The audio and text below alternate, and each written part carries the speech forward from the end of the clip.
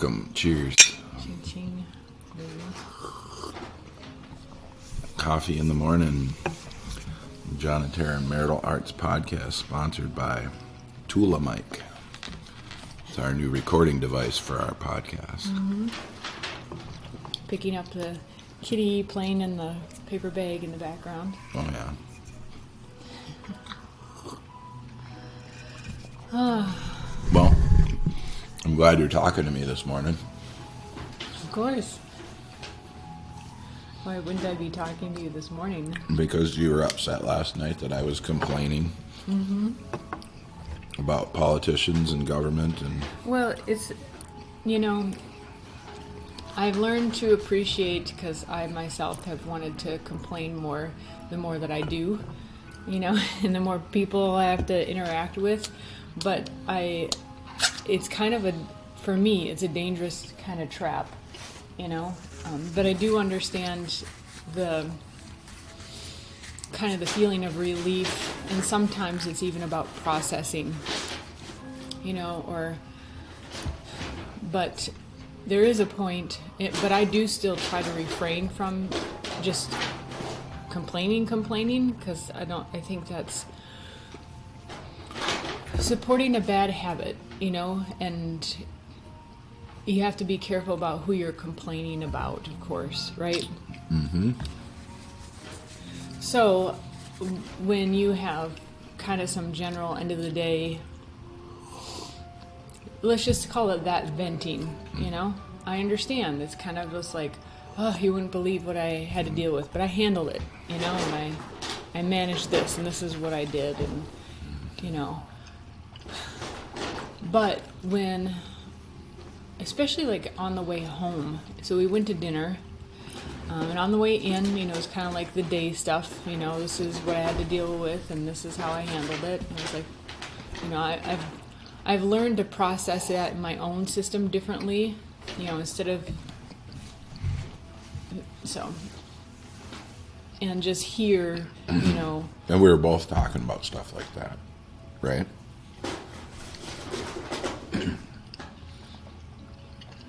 Well, maybe if I was, you would remember. Maybe I remember I had to tell you we don't want to talk business. During actual dinner. Mm-hmm. Yeah. I was complaining about the masks. People wearing masks. Wearing a mask into the restaurant, walking 10 feet to sit down at their table and then taking their mask off. I think, so what, on the way in, that's kind of like the end of the day kind of venting, releasing, right? And then we did pretty good at dinner. We were discussing other things, and I even refrained myself from, and I wasn't venting about stuff, I just was going into planning mode. And you're like, well, maybe just let's not talk about business. I'm like, yeah, of course. It kind of gets to be, you start down that road, and then, so what really,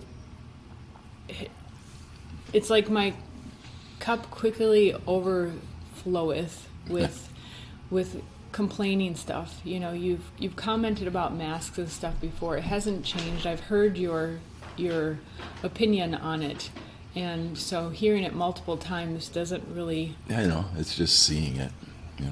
Yeah, if it annoys you to see it, there's a certain point it annoys me to hear your annoyance of it. Yeah. Multiple times, and then especially getting complaints on the way home. That's really what just put it over the top for me.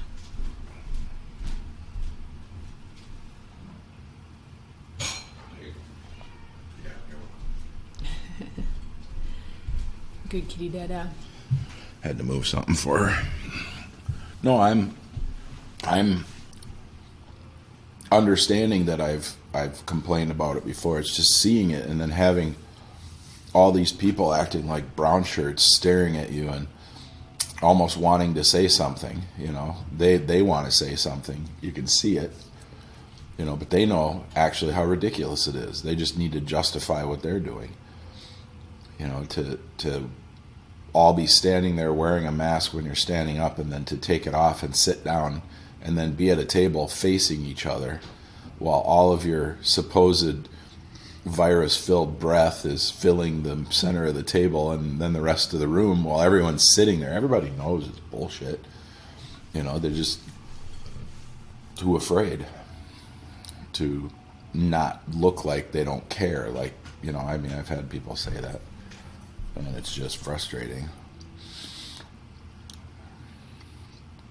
It makes me not want to go out, It makes me really just bent out of shape that I live in this environment, It makes me not want to live in this environment. And I just...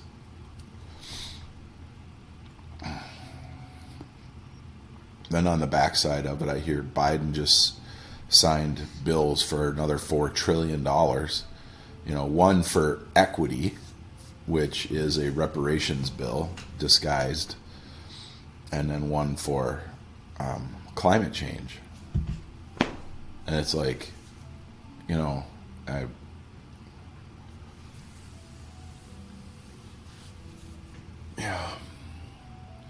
So between Trump and Biden now, that's over $8 trillion in the last 4 years, in the last year. I mean, it's like, I'm not just, I guess that I can't do anything about because that's where the country is, and the person in power gets to do stuff like that, evidently. And I guess I talk more about, I was talking more about a local thing that I could see, that I could be like, oh,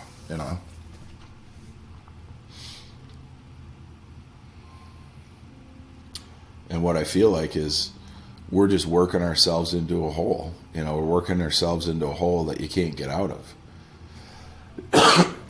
We talk amongst ourselves, me and you, and we talk about, oh, let's do this, let's travel here, let's get a house, let's do that, let's build for our future. And then Coca-Cola just announced that any company that they work with has to give them quarterly diversity reports, and at least 50% of their staff has to be brown in some way, either Asian or black or Latino or South American. 50%. And then another 20% has to be, on top of that, they have to have at least 20% women. And it's like, that is a fundamental reformulate. There's not even that many, by the stats, there's not even that many brown and Asian or people working in, it's like, how do you do that? Yeah. And that's not even a government program. That's just a company saying, now we're governing your business. You want to do business with us, this is what you have to do. And they started out with law firms. I mean, how many high-end law firms have people that even, what if you take the 50% brown, right? Colored people, if you want to say it that way. What if there isn't one person that wants to do litigation for Coca-Cola in that category?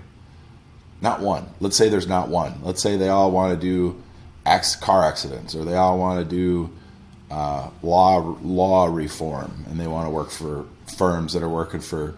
Or they don't want to do contracts. They want to work for firms that are working for lobbyists that are working with Congress. Let's say that's all they want to do, right? Yeah, they don't want to do contracts for a soda company. Which is probably the majority of their... Everybody wants to get paid. I get that. But what if they don't want to just work for pay? What if they have an ideal?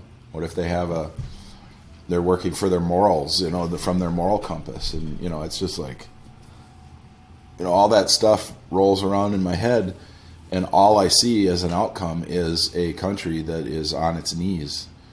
First of all, to the government. Second of all, to the equity the government pushes. And, it started back when I was doing work for when we started doing work for Aberdeen, for the R&D. And they told me you can sign up as a disadvantaged small business. And I said, no. And they said, well, we can give you more work. And I said, well, if everybody signs up as a disadvantaged small business, what's the difference?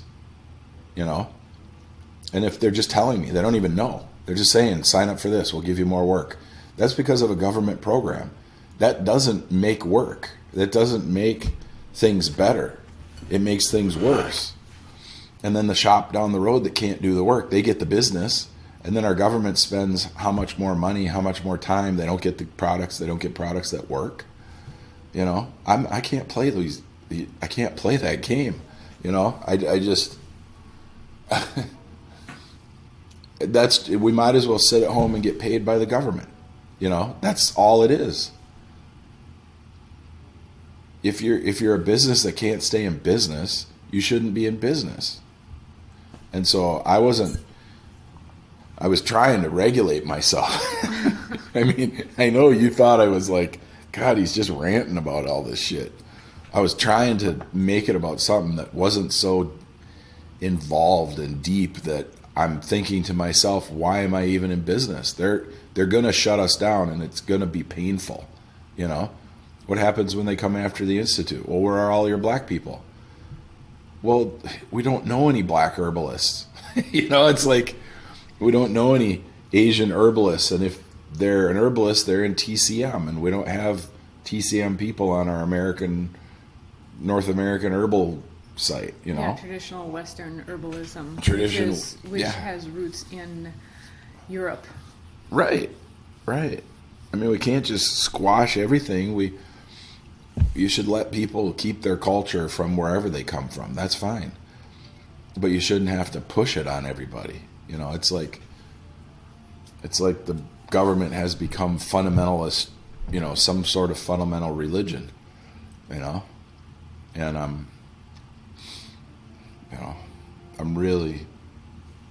I'm bent out of shape. I'm just like,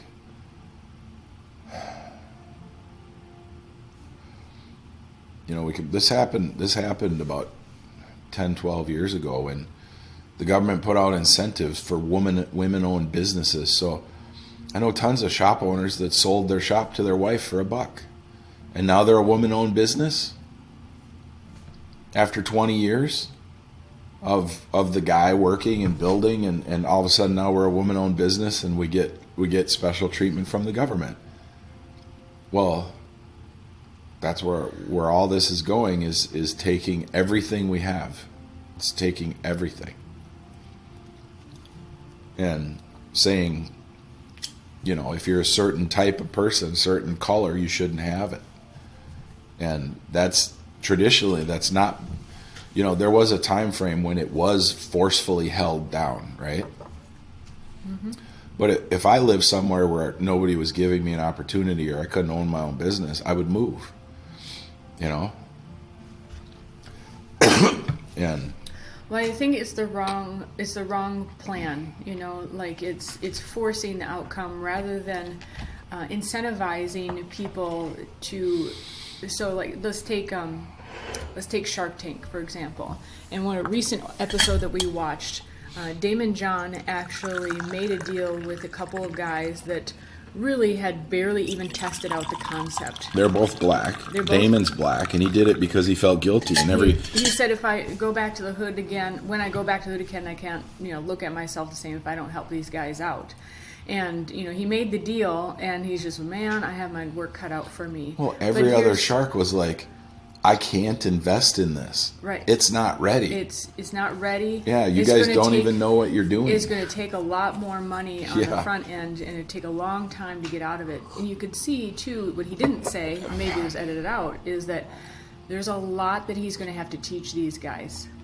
And so the incentives are wrong in the sense when you're trying to get the result, when you don't actually work through the process. Yeah. And so the process would be to incentivize programs that are out there, like incentivize entrepreneurs to have mentoring programs. And so their businesses maybe get a tax credit or something like that. No, there should be no incentives whatsoever. Okay, But go with me here on the concept that it is about education. It's not about skipping to the end result, right? It's about, there are things that we as people need to learn along the way, no matter what color you are. You know what you're doing? You're wasting your time. Me? Well, your idea would be wasting the time of the people who are not the ones that would do it, right? You're not providing opportunity by saying, here's a program that you can get involved in and you can get mentored to be able to do the things that you're not. You remember when we were at that restaurant and I overheard those two guys talking behind us, and they were talking business, and I went over and I introduced myself and I asked, do either of you mentor people in business? And they both said no, and whether they wanted to, didn't want to, or did mentor people or didn't want, or looked at me and said, no way, we're not going to mentor you, whatever it was, but they said, no, we don't. They said, thank you for asking, and I know that they knew that I was going to do something because I was bold enough to stand up in a restaurant and introduce myself. Those kinds of people, what I just did, find mentors, right? Yeah. Because I'm looking. Now, how washed out would I be as a person if I went through a program, say it started in high school, right? Your junior year, you can get into a mentoring program for business, right? Instead of, you should struggle. You should work. You should read a book, right? You know how narrow a mentoring program is going to be? So mentoring doesn't have to be, follow these lines. So I was in a mentorship program in middle school, and I thought that I wanted to go into instrumental music teacher, to be an instrumental music teacher. And so there was a teacher in the elementary school right next door that was a part of this mentorship program. And so I was paired up with her, and I got to, I think it was once every other week or something like that, go just be a part of her in her day. Mm-hmm. And so I got to, it wasn't like there was assignments or anything, I just got to be there. And she even had me conduct a simple elementary school song, which was I couldn't do, but I got to be in the environment, and I knew after that, I'm like, nope, this is not what I want to do. And so what it did is it helped me to delineate my path earlier. I love music and I love being in band and learning, but it helped me to go, yep, that's not what I want to do. Yeah. And you know what my mentorship program was? I had a job. I had multiple jobs in high school, and I learned what I didn't want to do by working, but I made money while I was doing it. Yeah. So what we're getting caught up in is what you and I have seen. We go to, the main place we've gone to is Decorah, Iowa, to Luther College, and spoken to the entrepreneurial class. Those kids are technically in a mentorship program, right? You're going to learn about business. You're going to learn about all this, the ups and downs. You're going to learn all this stuff, and they're as close as you can get to mentorship, because they bring in entrepreneurs in all forms. And they're 20, 22 years old and have never had a job.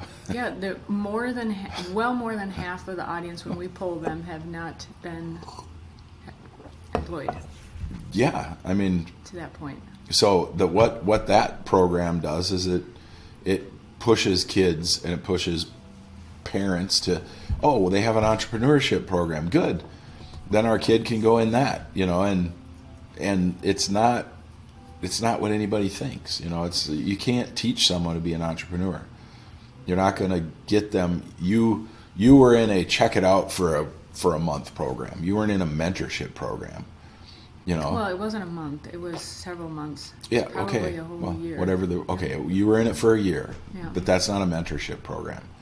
If you decided to be an instrumental teacher, that you could call it some sort of mentorship, because you got to see it. You got to, but in elementary school, nobody's going to be able to give you hardly anything on how to actually do this as an adult. Yeah, and I don't know on the other end what the structure of the program was supposed to be like. I was in middle school. I was probably, I think, maybe 7th grade. And so maybe it was like, well, for a 7th grader, you just let them hang around and kind of sense the environment, Sure. They get to sit in on some lessons. I got to play with other instruments and bring them home and, have fun that way. And I realized I had fun with the instruments, but like the teaching part was not, Well, I think part of what is going on in our society, people think that, just because, okay, let's take Damon John. We're talking about him. A black guy that failed, a black guy that ate whatever food he ate just to get by, a black guy who stood on a corner and sold his shirts, a black guy who innovated, and then you see people that they've worked with on shows like that, and they're like, my product is now selling blah blah blah blah blah, right? But they might have 3 products if they didn't get picked up by a shark. They might have gotten a little bit smarter and sold off one of their products and then created another product. But instead they're becoming the toilet brush king or whatever, and because when you take investment like that, you're stuck, right? People think you're successful now. Somebody gave you money, but you're stuck, right? You're stuck in that industry. You're stuck with that product because this person came in and gave you money, and now they expect you to work for them. And that's what you're doing. You're working for that investor. Yep. And it's not, I think it would be, people literally go on that show and try to cry to get sympathy, to get money.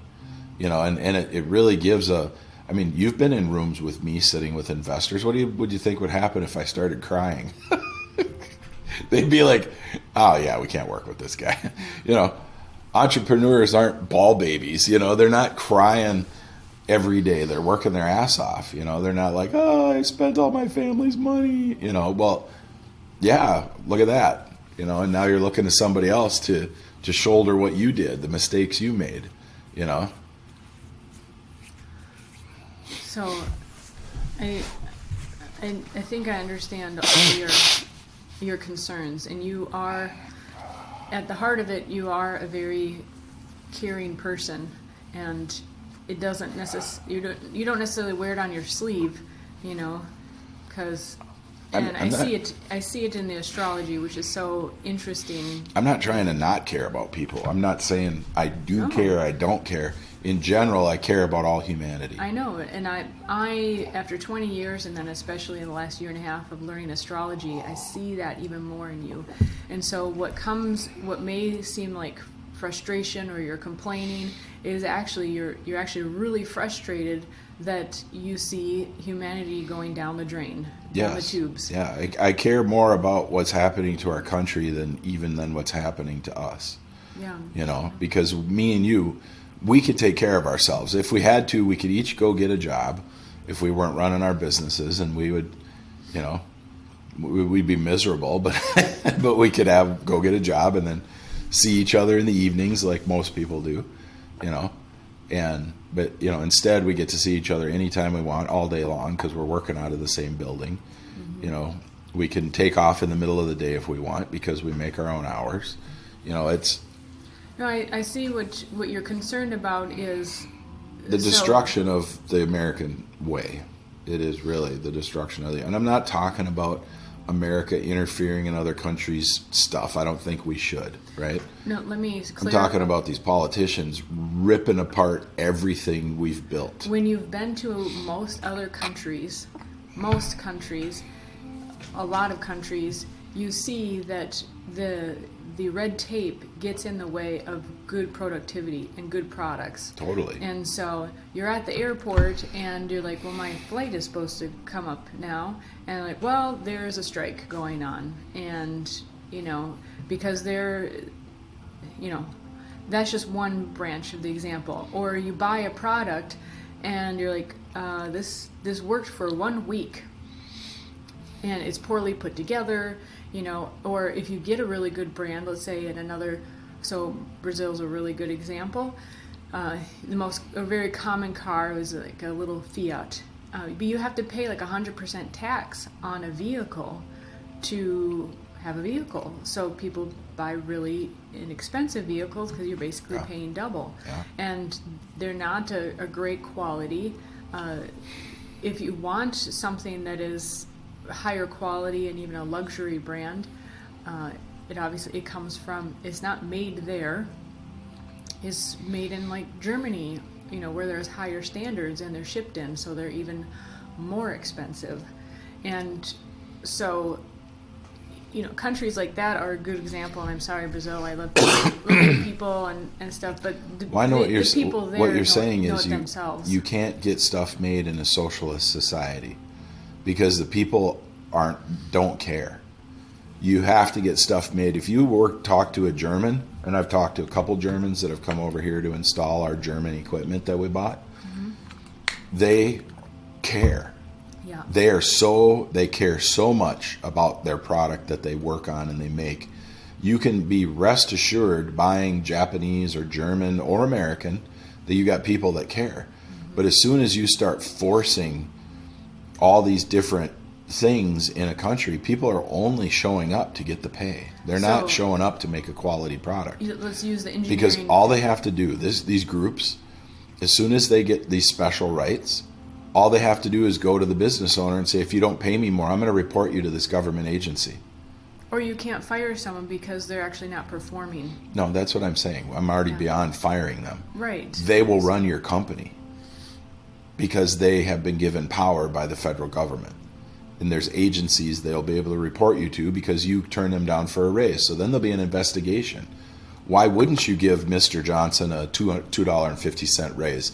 It seems his productivity is just as good as everyone else's, and it looks like he's making less than them.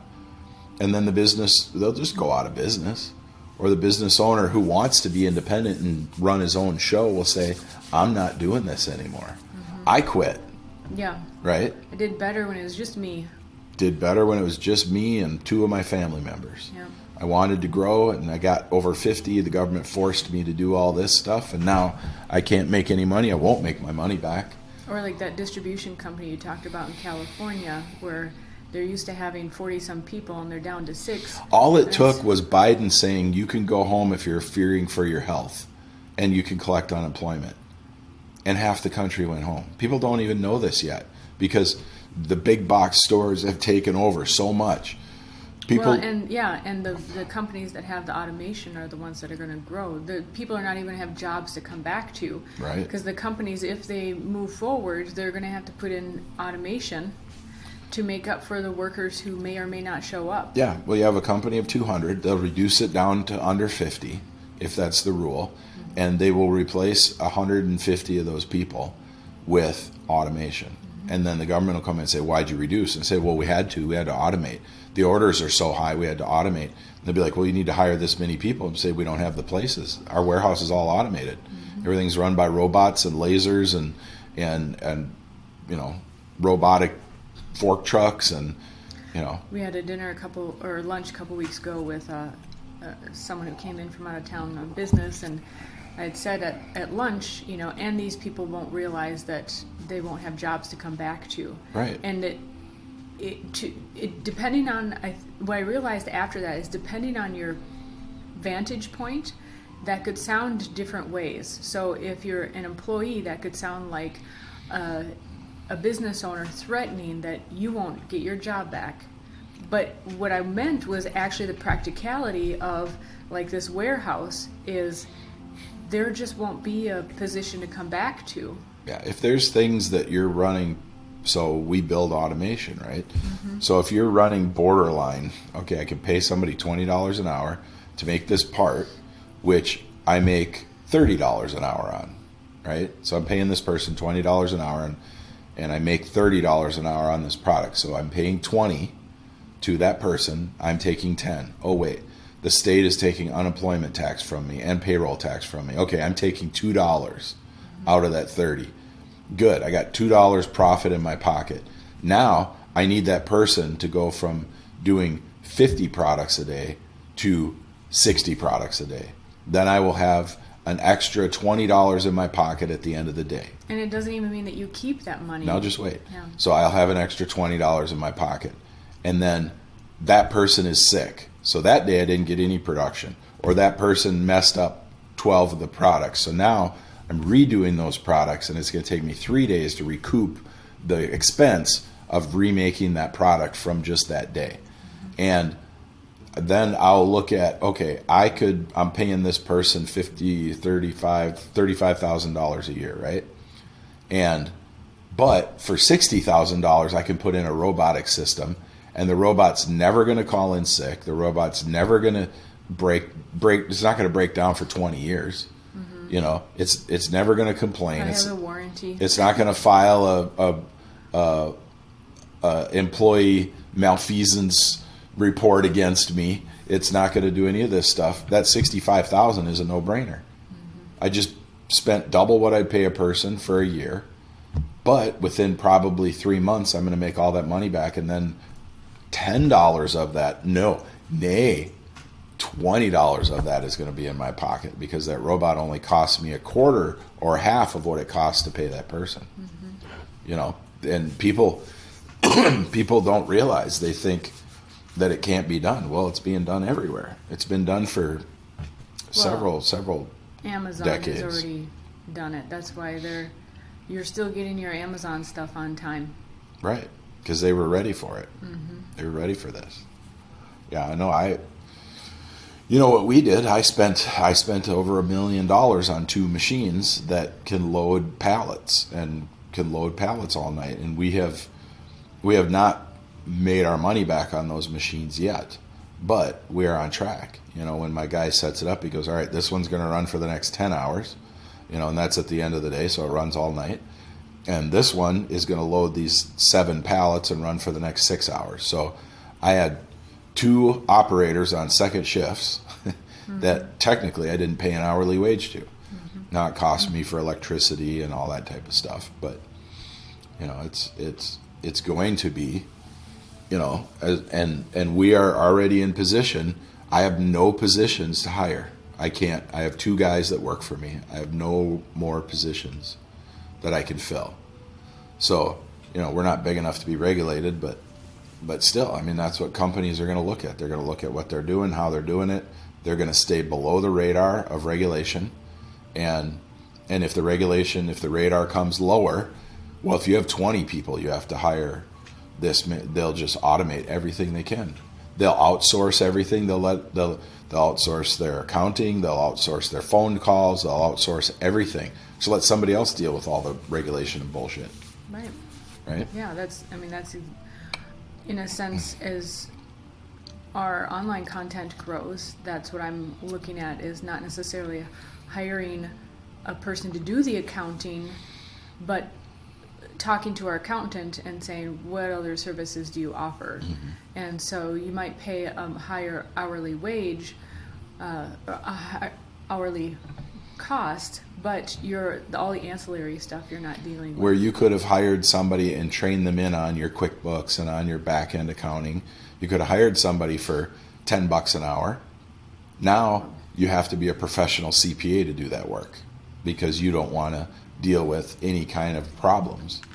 This is what people don't understand. When they start demanding more money, you need more skills to get more money. Yeah.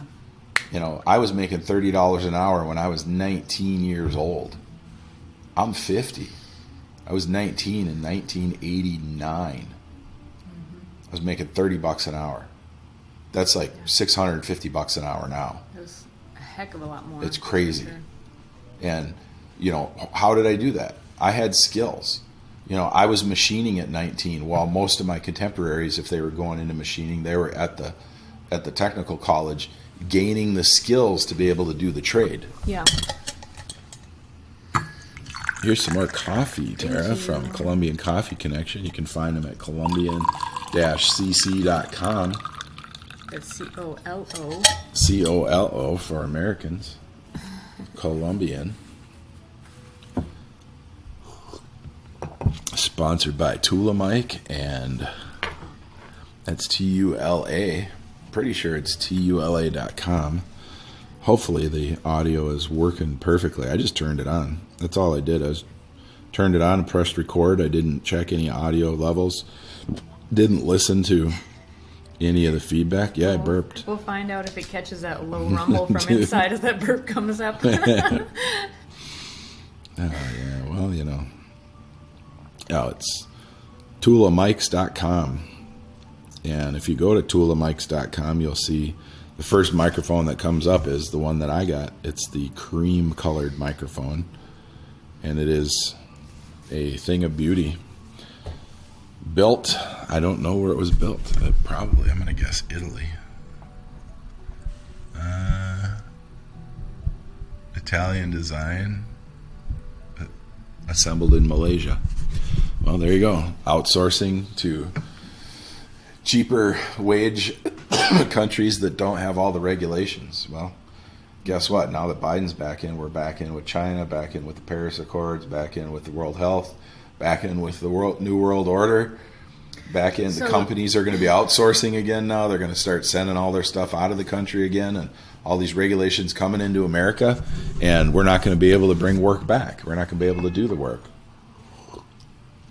Starry agrees. Yeah. Superstar. Sponsored by Superstar, our black cat. Mm-hmm.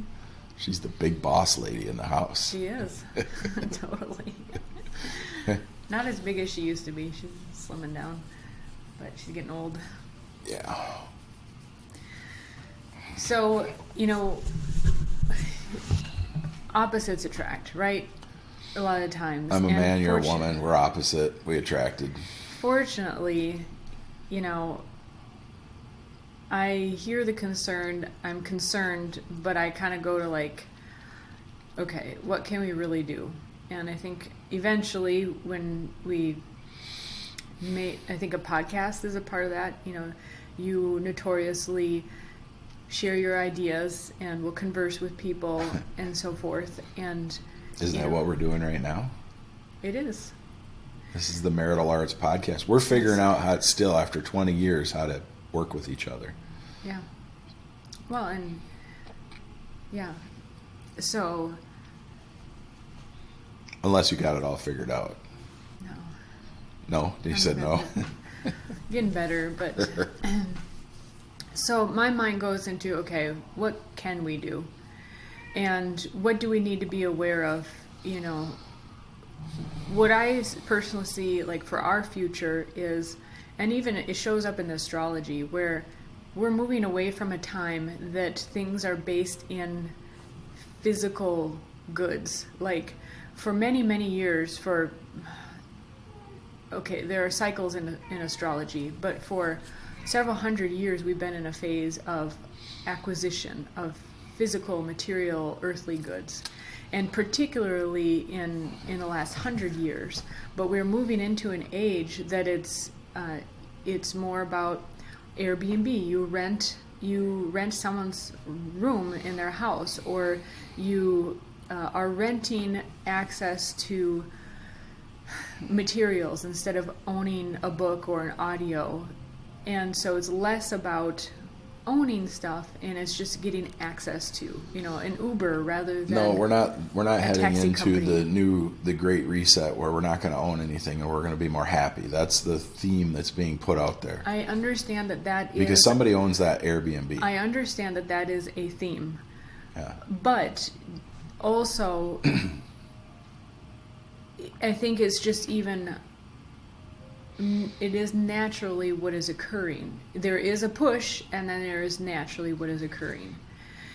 And so we need to decide, what are we trying to be the landowners and renting things out?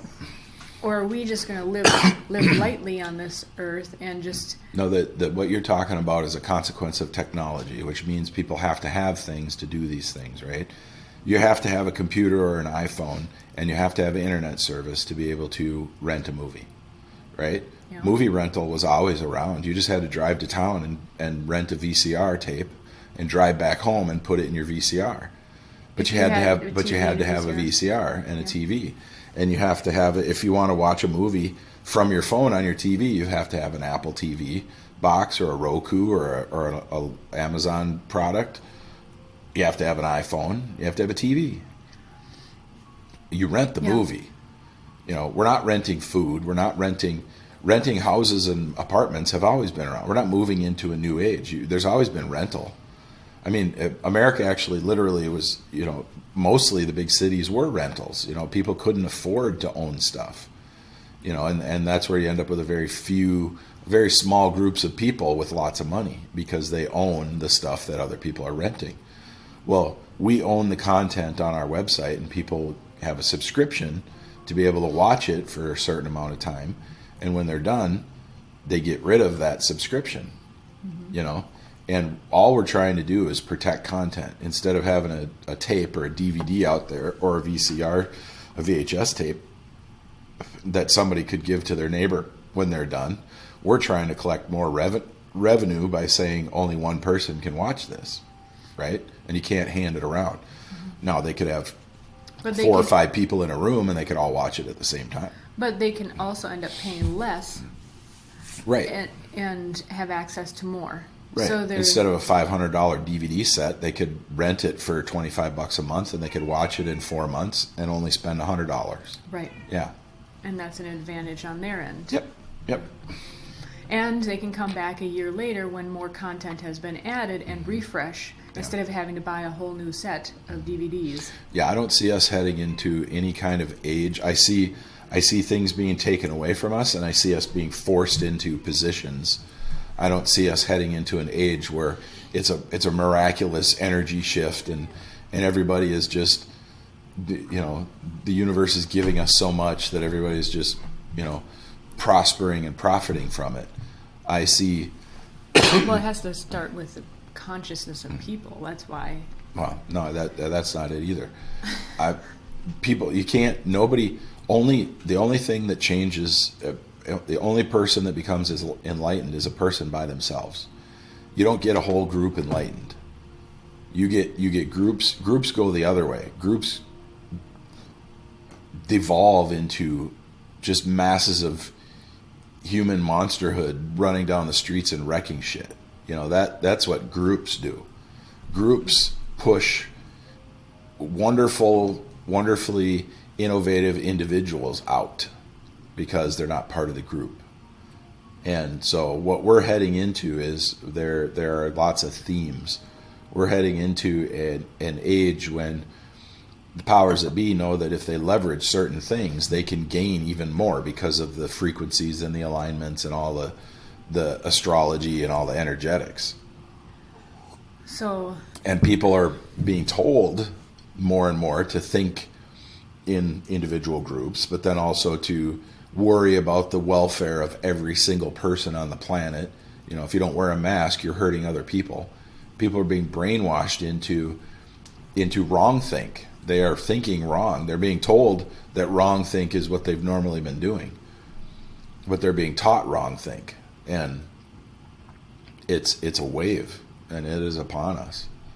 And people are not. It's like a friend of yours said the other day, well, all your Democrats are in, what now?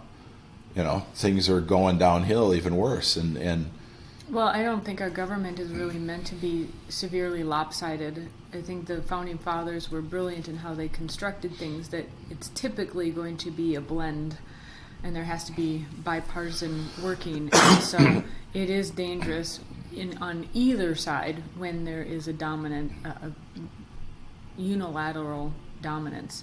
Yeah. And when you have a president that can't read, he can't even read what he's signing. It's on video. He says, I can't read this. I don't know what I'm signing. And Kamala Harris says, sign it anyway. So I need to go into the mode for a while here of, okay, what do we do? Or what are we doing? So first of all, we're having a conversation to, anyone who's open to it, to just even thinking of these issues that may be outside of their normal way of thinking, because it's dangerous to be in your own echo chamber, right? And it's in hearing new and diverse ideas that gets us, that keeps us more along right thinking, when we're challenging our thoughts.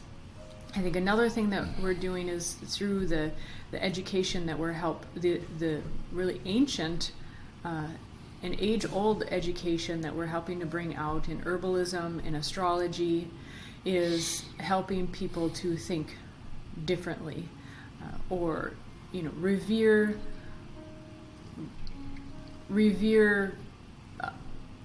time-tested stuff. And it's just a general term. Well, we do. But we do. Yeah, and pointing out some things that we're already doing, and then maybe moving into the realm of, is there any additional things that we can or need to be doing to help things? Just with the education that we've put out or helped others put out, we get many thanks of people who are like, I've really, especially at a time like this, I've been looking for something like this. This is really helping me in this way. Well, ever since we started up the Institute, people have been saying that, because we helped coordinate, we helped collate, we helped organize everything, so people can have access to that teaching. Mm-hmm. One of our classes yesterday was on herbal pharmacology, and the teachers were talking about serotonin and DMT, and how a person who naturally has more serotonin can be extremely creative and thinking here and there, but a drawback to that is it's hard for them to think linearly. And it was kind of the comment at the end, we were thanking each other, and I'm definitely more of a linear thinker. I have to really relax and get into a playful mode to be more of the... So you all were laughing at me? No. But one of the teachers was like, and thank you for doing what you do to help us who are more of the creative, you didn't use creative, but, who do not think so linearly, to help bring this content forward. And that's just the state of things. That's just, to me, kind of amazing how this world can work, is we do need each other. We need the people who are creative enough and diligent enough to bring together these thoughts and concepts. And then we also need the people who are like, that's really cool, and here's how we can put it together,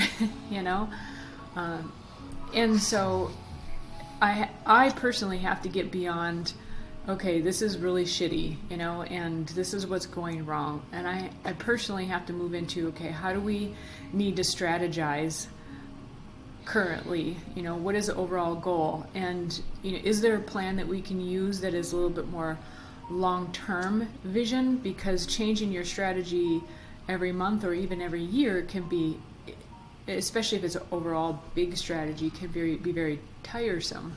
But what is it that we need to be looking at more down the road? And I would say personally, because that reflects in other areas.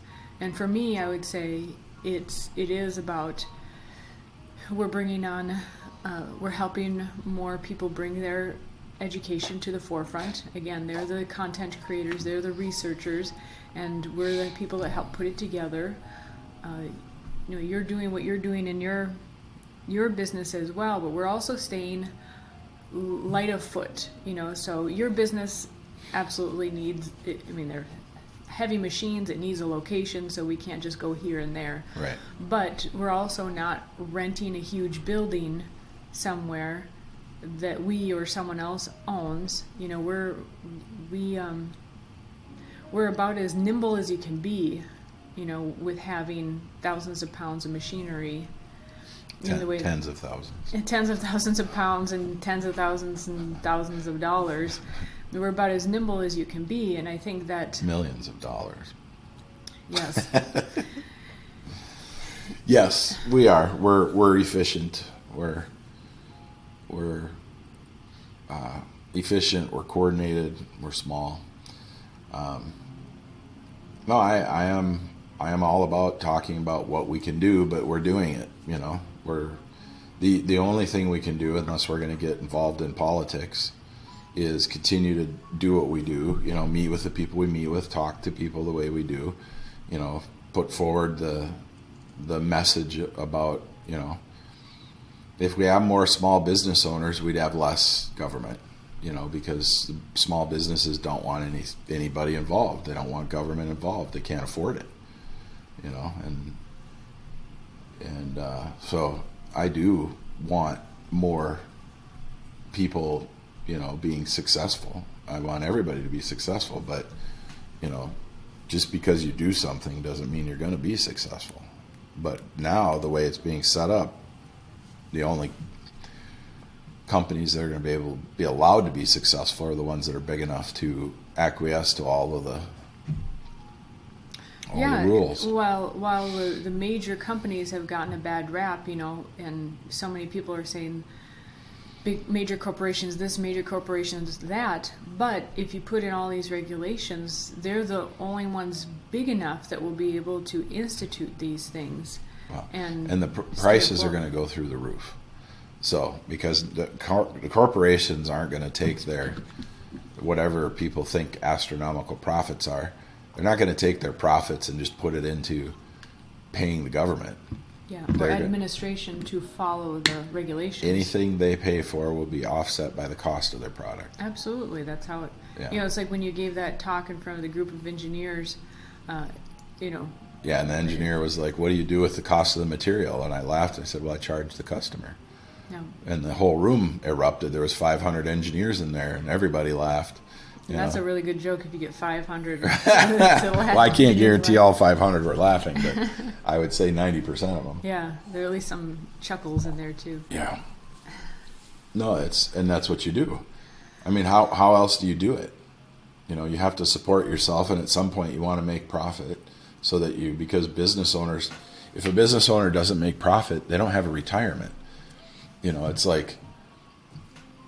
And why are they doing it? Well, yeah, why are you doing it? Yeah.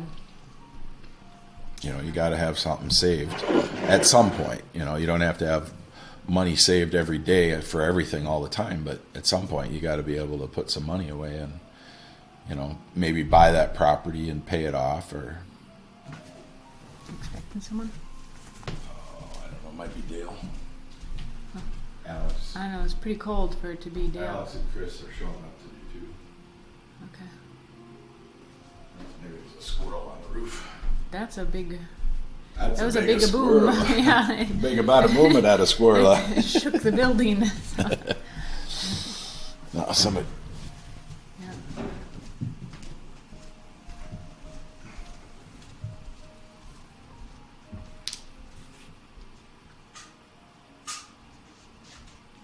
It is Alex. He parked out front. Okay.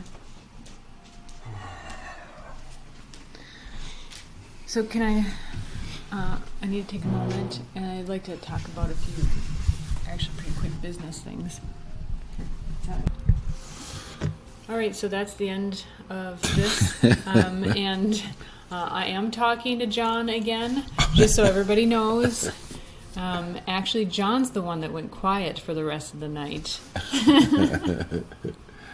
But all is good, and now we understand, I think I understand that there was actually a lot of other things underneath the surface that John was holding back.